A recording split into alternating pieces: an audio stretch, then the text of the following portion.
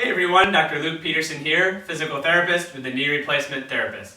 In this episode of the Knee to Know Show, I'm going to share with you 5 simple home exercises that you can do for strengthening your glutes and your hip muscles, which in turn are going to help you in your knee replacement, rehab, and recovery.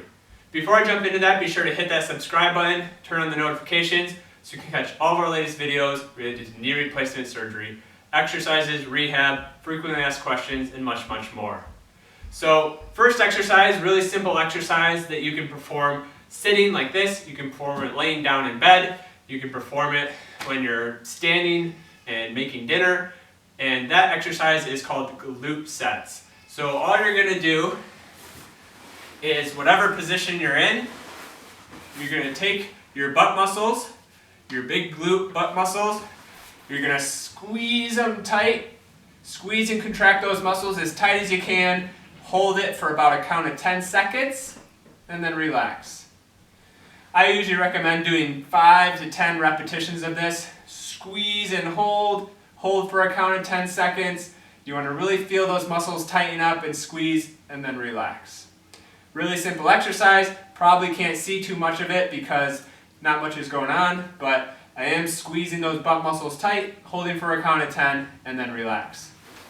The next exercise is going to be called a glute bridge exercise, something you can perform laying down in your bed or any other type of flat surface that you can perform exercises laying down in.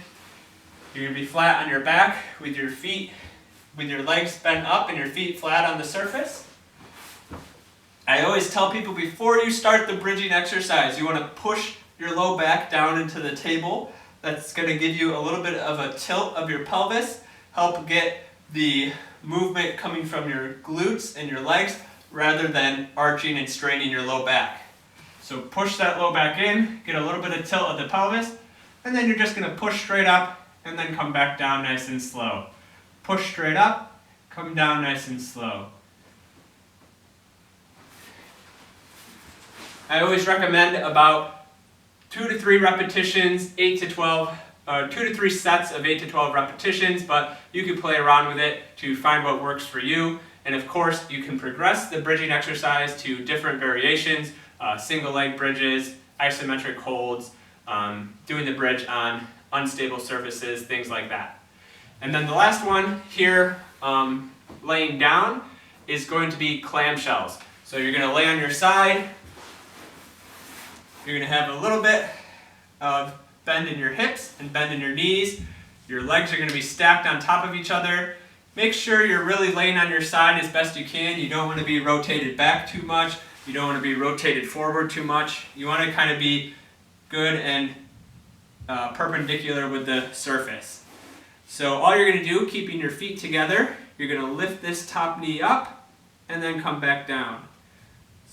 Sometimes as a cue, I'll have the person hold their hand on their hip like this to make sure that they're not rotating from their back, but it's really just coming from that movement of the knee up and then back down. And of course, you can add a resistance band, a TheraBand loop around the legs to add some resistance to this exercise as well. And of course, I recommend performing on both sides, 8 to 12 repetitions, 2 to 3 sets. Alright, here are 2 more exercises that are great for strengthening of the gluteal muscles, which in turn is going to really help offload unnecessary stresses and forces through your knee joint and help with your knee replacement recovery. So this is going to be sidestepping. You can use a TheraBand loop around your legs. It's going to give you a little bit more resistance, get a little more strength of contraction from the muscles, but you can still get a lot of benefits without the TheraBand loop.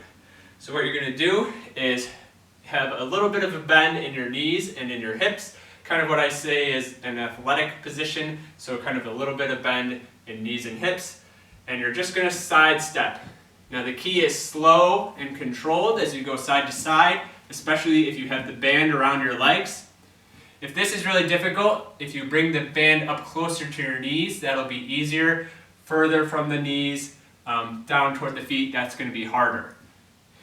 And some things I see is we don't want to let the bands or the foot fly and slap across and hit the other leg. We want it to be nice and slow and controlled. Keep that space between the feet the whole time. Some other things is we want to keep our torso and body in good alignment. We don't want to hike our hips or flex our trunk to the side. That's a compensation, trying to get more range of motion from the movement. So staying up nice and right, upright, slow and controlled side steps side to side. And then the last one for glute strengthening is going to be sit to stands with the ability, if you feel comfortable, to progress to body weight squats or squats with some sort of resistance as well. So sit to stands real quick, sitting on the edge of the chair, sitting up nice and tall. If you can, try with your arms across your body or on your thighs to really get more muscle contraction and strengthening benefit. And you're just going to slow and controlled, hip hinge, and stand up tall.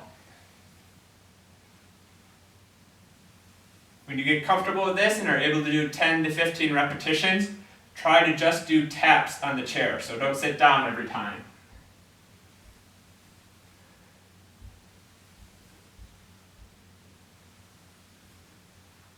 And then from there you can progress to body weight squats, initially holding on to something such as the kitchen sink with your arms or something in front of you to help you sit back and take a little stress off the knees, and then preferably go into squats with some form of resistance, such as a goblet squat, holding a dumbbell or a kettlebell or something you have available around the house in front of you, and squatting up and down like that. Thank you very much for watching.